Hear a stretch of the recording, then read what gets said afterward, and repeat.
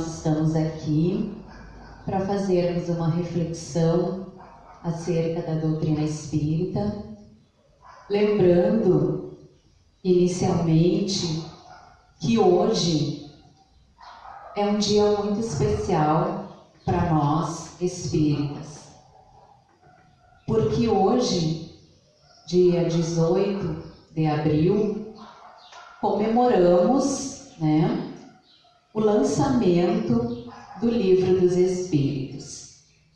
O Livro dos Espíritos é a obra fundadora da doutrina espírita ou espiritismo. Ele trata dos aspectos científico, filosófico e religioso da doutrina, lançando as bases que seriam posteriormente aprofundadas por Allan Kardec nas demais obras da codificação espírita. Esta obra é dividida em 4 grandes partes, abrangendo os temas fundamentais da nossa vida. Entre eles, as causas primeiras, Deus, o universo, a criação e o princípio vital, o mundo dos espíritos, a imortalidade da alma, natureza dos espíritos e suas relações com os homens, a reencarnação. As leis morais, sendo Jesus considerado o modelo da perfeição moral para a humanidade, e esperanças e consolações, com análise das penas e gozos terrestres e futuros. Essa obra veio a público em 18 de abril de 1857, lançada em Paris na forma de perguntas e respostas, originalmente compreendendo 501 itens. Foi fruto dos estudos de Kardec sobre os fenômenos das mesas girantes, difundidos por toda a Europa em meados do século XIX, e que, segundo muitos pesquisadores da época, possuíam origem mediúnica. É uma obra de perguntas e respostas, atualmente contendo 1019 questionamentos. Então hoje, nós fazemos essa lembrança dos 163 anos da nossa amada doutrina. E para hoje nós trouxemos uma reflexão sobre um dos princípios básicos da doutrina espírita, que é a imortalidade da alma. Há 2000 anos, um sublime mensageiro nas terras da Galileia cantou a imortalidade. Mais do que conviver com os espíritos, falar com eles, amá-los, o que atestam os escritos dos evangelistas, ele mesmo retornou após a morte. Ele dissera que, se destruído fosse o templo do seu corpo, em 3 dias ele retornaria. E o fez. Esteve com os seus apóstolos, entrando no cenáculo totalmente fechado. Sou eu, não temais. Permitiu que o incrédulo Tomé lhe tocasse a chaga aberta no peito. Aos discípulos que seguem a Emaús, igualmente se identifica. Durante 40 dias esteve com eles intensamente, em variados momentos, exortando-os à coragem, ao trabalho, ao dever. Amigo incondicional, assegurou que onde houvesse 2 ou mais pessoas Reunidas em seu nome, ali ele se faria presente. E assim tem sido ao longo dos séculos que se dobraram no tempo. Ele, o Mestre, nos deu a lição imortalista, demonstrando que a morte não é o fim. Vou à frente, preparar-vos o lugar, também nos prometeu. Cabe-nos, então, refletirmos um tanto mais a respeito desse fenômeno que a todos alcança, sem exceção alguma, a morte. A morte que chega devagar, após enfermidades longas e dolorosas. A morte que vem derrompante, levando os nossos amores. A morte que não faz diferença entre raça, idade ou posição social. Naturalmente, que sempre se terá a dor da separação. A partida é a dor da antecipada saudade, a dor pela ausência de quem parte. No entanto, da mesma forma que nos despedimos no aeroporto, na rodoviária, nos lares, dos afetos que buscam outras terras, em férias, às vezes, não nos cabe o desespero. Chora-se somente pela ausência, pela saudade, sem lamentar, porque guardamos a certeza de que logo mais voltaremos a nos encontrar. Da mesma forma que vamos ao encontro de quem está em férias, depois de um período, também acontece com a morte. Um dia tornaremos a estar juntos. Quando partirmos, eles estarão nos aguardando na fronteira da espiritualidade. Na Terra, quando estamos distantes, vamos utilizando todas as formas de comunicação de que dispomos para amenizar a saudade.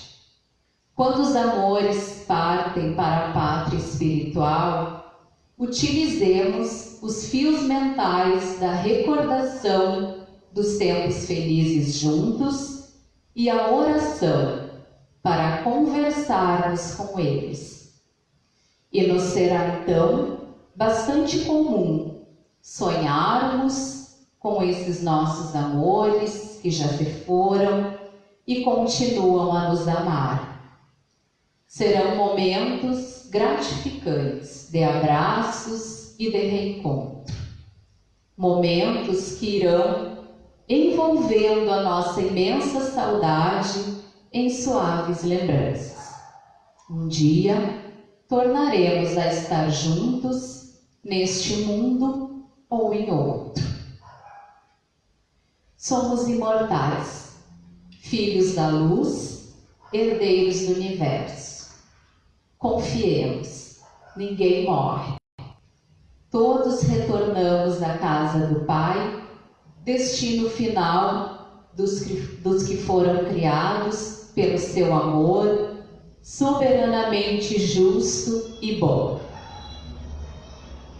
No ano 399, antes da era cristã, o tribunal dos Heliastas, composto por representantes das 10 tribos que compunham Atenas, reunia-se com seus 501 membros para cumprir uma obrigação bastante difícil. Representantes do povo, escolhidos aleatoriamente, estavam ali para julgar o filósofo Sócrates. O pensador era acusado de recusar os deuses do Estado e de corromper a juventude. Figura muito controversa, Sócrates era admirado por uns e criticado por outros. Tinha costume de andar pelas ruas com grupos de jovens, ensinando-os a pensar, a questionar seus próprios conhecimentos sobre as coisas e sobre si mesmos. Sócrates desenvolveu a arte do diálogo, a maiêutica, este momento da procura da verdade no interior do homem. Seus dizeres, só sei que nada sei, representam a sapiência maior de um ser, reconhecendo sua ignorância, reconhecendo que precisava aprender e buscar a verdade. Por isso, ele foi sábio, e além de sábio, deu exemplos de conduta moral inigualáveis. Viveu na simplicidade e sempre refletiu a respeito do mundo materialista, dos valores ilusórios dos seres e das crenças vigentes em sua sociedade. Frente a seus acusadores, foi capaz de lhes deixar lições importantíssimas, como quando afirmou: não tenho outra ocupação senão a de vos persuadir a todos, tanto velhos como novos, de que cuideis melhor de vossos corpos e de vossos bens, do que da perfeição de vossas almas. O grande filósofo foi condenado à morte por cerca de 60 votos de diferença. A grande maioria torcia para que ele tentasse negociar a sua pena, assumindo o crime, e tentasse livrar-se da punição capital, com pagamento de algumas moedas. Com certeza, todos sairiam com as consciências menos culpadas. Todos, menos Sócrates, que de forma alguma permitiu-se ir contra seus princípios de moralidade íntimos. Assim, aceitou a pena imposta. Preso por cerca de 40 dias, teve chance de escapar, dado que seus amigos conseguiram uma forma ilícita de dar-lhe a liberdade. Não a aceitou. Não permitiu ser desonesto com a lei, por mais que esta o houvesse condenado injustamente. Mais uma vez exemplificou a grandeza da sua alma, e foram extremamente tranquilos os últimos instantes de Sócrates na Terra. Uma calma espantosa invadia seu semblante e causava admiração em todos que iam visitá-lo. Indagado a respeito de tal sentimento, o pensador revelou o que lhe animava o espírito. Todo homem que chega aonde vou agora, que enorme esperança não terá de que possuirá ali o que buscamos nesta vida com tanto trabalho. Este é o motivo de que esta viagem que ordenam me traz tão doce esperança. Sim, Sócrates tinha certeza íntima da imortalidade da alma e deixou isso bem claro em vários momentos de seus diálogos. A perspicácia de seus pensamentos e reflexões já haviam chegado a tal conclusão lógica. O grande filósofo partia, certo de que continuaria seu trabalho, de que prosseguiria pensando, dialogando e de que desvendaria um novo mundo, uma nova perspectiva da vida, que é uma só, sem morte e sem destruição. O codificador da doutrina espírita Allan Kardec indagou aos imortais: no momento da morte, qual o sentimento que domina a maioria dos homens? A dúvida, o medo ou a esperança? Ao que os espíritos lhe respondem: a dúvida para os descrentes endurecidos, o medo para os culpados, a esperança para os homens de bem. Que possamos todos, então, a exemplo de Sócrates, deixar este mundo com o coração repleto de esperança. Salvo algumas culturas orientais, a morte sempre foi tema indesejado e tabu difícil de superar nas mais diversas culturas. Envolta no desconhecido, na ignorância do mundo pós-túmulo, muitas foram as culturas que tentaram explicar este fenômeno. Para os gregos, era a travessia do Estige, o rio da morte que separava o mundo dos vivos daquele dos mortos. No Egito Antigo, as tradições recomendavam sepultar os mortos com os seus objetos pessoais, utensílios, na crença que disso iriam fazer uso no seu pós-morte. Na antiguidade romana e grega, alimentar os mortos era prática sagrada. Os túmulos eram guarnecidos de locais próprios para o depósito de leite, mel, pastéis e outras iguarias. Variadas doutrinas cristãs, com suas explicações para o fenômeno, não trouxeram o alívio para o temor da morte. As narrações dos evangelistas, citando o encontro e o diálogo de Jesus com os espíritos de Elias e Moisés no Monte Tabor, também não tiveram o devido entendimento a respeito da imortalidade da alma.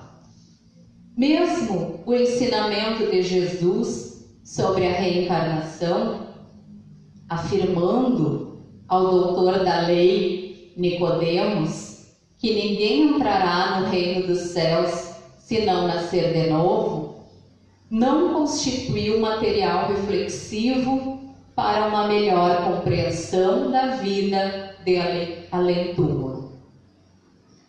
E outras tantas foram as passagens de Jesus ensinando-nos sobre a continuidade da vida, sem que, no entanto, nada disso tenha sido compreendido e interiorizado, a fim de proporcionar ao fenômeno da morte a naturalidade que se lhe deve atribuir. Assim, permanecem no imaginário coletivo o sobrenatural, as lendas mal explicadas, os mistérios em torno da morte. Porém, morrer é muito mais simples do que imaginamos. É apenas despir-se de um invólucro de carne para voltarmos a ser o que éramos antes de nos vincularmos ao corpo que hoje habitamos, espírito imortal. Somos todos seres de natureza espiritual, não materiais, e que no processo de encarnação nos vinculamos a um envoltório físico. Porém, nós não somos esse corpo que habitamos, nem ele nos pertence. Somos aquilo que o intelectualiza, que comanda suas funções fisiológicas e que expressa sua inteligência e emoções através dele. Resumindo, Nós somos a alma que habita o corpo. Assim, em respeito à oportunidade que nos foi oferecida de reencarnar para progredir, cabe-nos cuidar e manter a máquina fisiológica que utilizamos, que comandamos. Porém, tendo a plena certeza de que ela é apenas o nosso instrumento de trabalho, enquanto estivermos do lado de cada vida. Quando a máquina não nos for mais necessária, ou quando se desarticular, impossibilitando a continuidade da vida orgânica, nos separaremos dela. E assim morrerá a máquina, mas não nós, que somos seres imortais. Apenas retornaremos para o lar, para o mundo espiritual, de onde partimos quando foi programada esta encarnação. Então, morrer é voltar para casa. Morrer é reencontrar os amores que nos anteciparam nessa viagem. Morrer é recuperar todas as possibilidades e capacidades de espírito imortal que somos e que ficaram adormecidas ou limitadas pelo corpo físico. Dessa forma, não há o que temer. Sobre todos os fenômenos da vida e da vida após esta vida, está o comando amoroso, justo e bom de Deus nosso Pai. Joana de Ângeles afirma que os dias atuais são desafiadores e vem gerando aturdimentos intensos em todos nós. Embora abracemos os valores nobres do cristianismo, embora entendamos a proposta de Jesus como guia seguro, ainda assim nos perdemos nos desvarios dos dias que se seguem. Embora o esforço por uma conduta reta e digna, ainda nos vemos perturbados e atônitos com a realidade que nos cerca. Mesmo tendo claro o desejo por uma vida pautada pelo respeito, pelo bem-agir e pela justeza nas ações, ainda assim, não raro, nos perdemos nas loucuras que conquistam espaço. Vivemos dias onde a descrença na imortalidade da alma, o descaso pelos valores espirituais, geram atitudes egoístas e imediatistas, atropelando qualquer possibilidade mais nobre de conduta. O ser humano passa a valer cada dia menos, torna-se descartável nas relações sociais e emocionais, sem nenhum significado a não ser algum fim utilitarista imediato. A erotização barata e leviana das músicas, danças e outras tantas formas de expressão humana passa a ser vista com normalidade assustadora. O alucinante desejo de enriquecer, de possuir, de se destacar na sociedade, substitui as virtudes esquecidas da humildade, da pureza de coração. Porém, jamais devemos esquecer que o condutor do planeta vela e tem planos nobres e superiores para todos nós. Por mais que o ser humano se perca no lodaçal do primarismo moral que ainda se permite, seu progresso se dará inevitavelmente. Somos todos filhos de Deus e mesmo que momentaneamente perdidos e iludidos no abismo moral que vive hoje a sociedade, trazemos na nossa intimidade o germen divino. Assim, mesmo nas dificuldades naturais destes momentos transitórios, não abandonemos os caminhos da reestruturação moral. Ainda que os dias se mostrem alucinados, onde o erro e a loucura são confundidos com normalidade, permaneçamos no bem. Façamos esforços para não nos deixarmos levar no roldão da insensatez e leviandade atuais.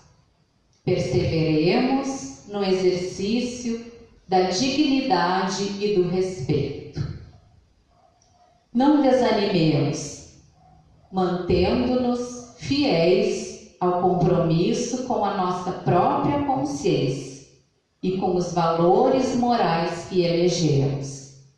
A ação de cada um é muito importante no conjunto geral. Nestes dias, onde as referências de bem-agir parecem ter desmoronado, sejamos o modelo de esforço no bem-agir. Logo mais, sem tardar, novo dia raiará para a humanidade. Cansado dos caminhos de dor a que se permitiu, o homem retomará valores antes perdidos, a fim de buscar a paz que tanto almeja e da qual tanto se distanciou. Portanto, confiemos e sigamos com Jesus. Ele proverá todas as nossas necessidades, para que atravessemos em paz o mar bravio e tempestuoso que ora se faz em nosso planeta. Então, essas palavras de Joana de Ângeles parecem ser ditas para nós nesse momento que estamos vivenciando no nosso planeta, né? Então, essa era a reflexão dessa tarde. E nós vamos encerrar com a prece do Pai Nosso. Pai Nosso, que estás nas flores, no canto dos pássaros, no coração a pulsar, que estás na compaixão, na caridade, na paciência e no gesto de perdão. Pai Nosso, que estás em mim, que estás naquele que eu amo, naquele que me fere, naquele que busca a verdade. Santificado seja teu nome por tudo o que é belo, bom, justo e gracioso. Venha a nós o teu reino de paz e justiça, fé e caridade, luz e amor. Seja feita a tua vontade, ainda que minhas rogativas prezem mais o meu orgulho do que as minhas reais necessidades. Perdoa as minhas ofensas, os meus erros, as minhas faltas. Perdoa quando se tornar frio meu coração. Perdoa-me, assim como eu possa perdoar aqueles que me ofenderam, mesmo quando meu coração esteja ferido. Não me deixes cair nas tentações dos erros, vícios e egoísmo. Livra-me de todo o mal, de toda violência, de todo infortúnio, de toda enfermidade. Livra-me de toda dor, de toda mágoa e de toda desilusão. Mas, ainda assim, quando tais dificuldades se fizerem necessárias, que eu tenha força e coragem de dizer: obrigada, Pai, por mais esta lição. Que assim seja.